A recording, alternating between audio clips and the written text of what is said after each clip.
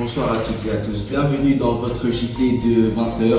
Voici le plus grand titre de votre journal, l'Église orthodoxe. Dans notre JT de ce soir, nous allons vous présenter d'où elle vient, quand elle est apparue, qui l'a créée, comment a-t-elle été créée et pourquoi. Toutes ces questions que nous pouvons nous poser et auxquelles nous n'avons pas forcément de réponse. Alors nous vous y répondrons aujourd'hui. Et à présent, nous sommes en direct avec Chloé Farès de La Louvière qui répondra à toutes nos questions.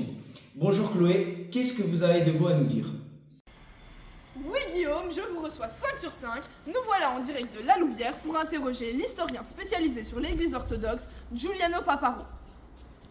Madame, excusez-moi, vous êtes en train de passer dans le cadre, on est en train de tourner un reportage sur l'église orthodoxe. Ma petite dame, c'est dimanche matin, moi je dois aller maintenant les filles, mais ça là tu me perturbes en plan de marche.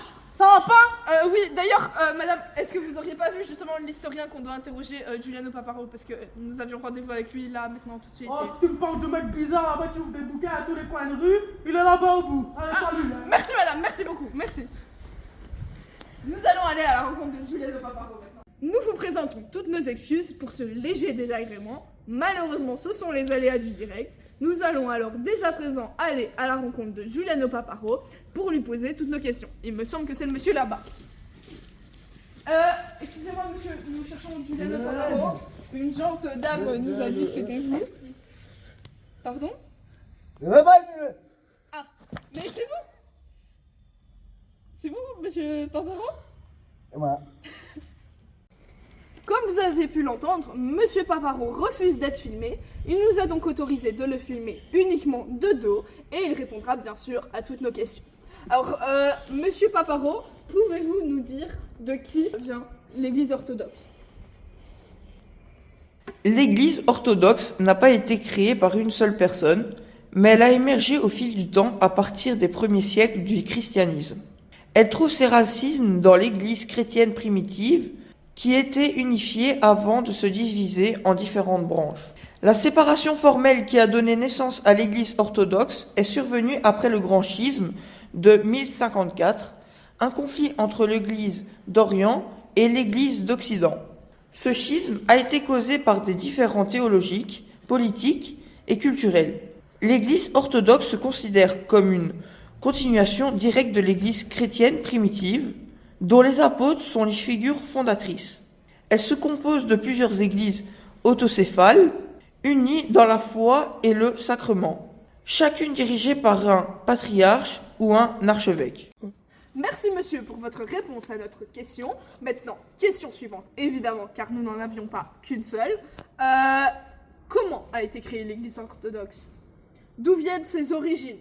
L'Église orthodoxe, telle que nous la connaissons aujourd'hui, a ses racines dans le christianisme primitif, mais sa séparation officielle avec l'Église catholique romaine s'est produite lors du Grand Schisme de 1054.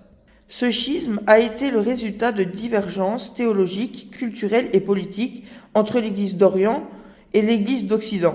Avant cela, les deux traditions chrétiennes étaient unies. Le terme orthodoxe signifie droitement adoré ou vraie croyance et se réfère à la fidélité aux doctrines et aux pratiques chrétiennes, telles qu'elles étaient établies au cours des premiers conciles œcuméniques. Ok, après toutes ces gentilles réponses, est-ce que vous pouvez nous dire quand et où a été créée l'Église orthodoxe ? L'Église orthodoxe a émergé dans un contexte historique complexe, marqué par des tensions religieuses, culturelles et politiques au sein du christianisme. Voici les principaux éléments qui ont conduit à la formation de l'Église orthodoxe. L'Empire romain et le christianisme. Après la conversion de l'empereur Constantin au christianisme au IVe siècle, l'Empire romain adopta le christianisme comme religion d'État. L'Empire romain fut divisé en deux parties, l'Empire romain d'Occident et l'Empire romain d'Orient. Et cette division géopolitique influença aussi le développement du christianisme. Maintenant, à présent, nous allons nous balader dans les rues de La Louvière pour interroger les passants, savoir ce qu'ils savent et quel genre d'idées reçues ils ont sur l'Église orthodoxe.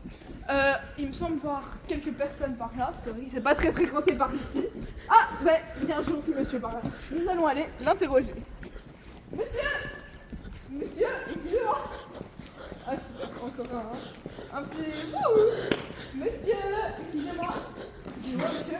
Excusez-moi monsieur, nous sommes en train de tourner un reportage sur l'église orthodoxe et c'était pour savoir si vous acceptiez d'être filmé et de répondre à nos questions.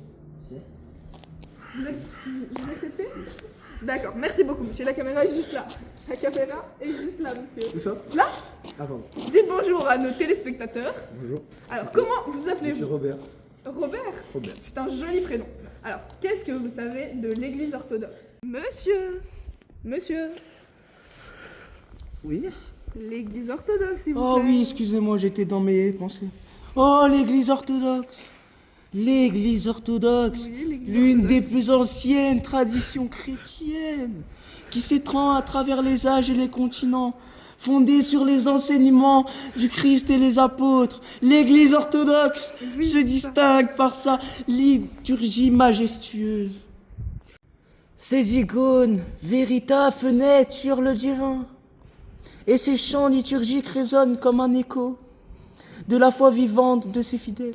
Elle prône l'unité dans la diversité, célébrant la richesse des traditions locales tout en demeurant fidèle.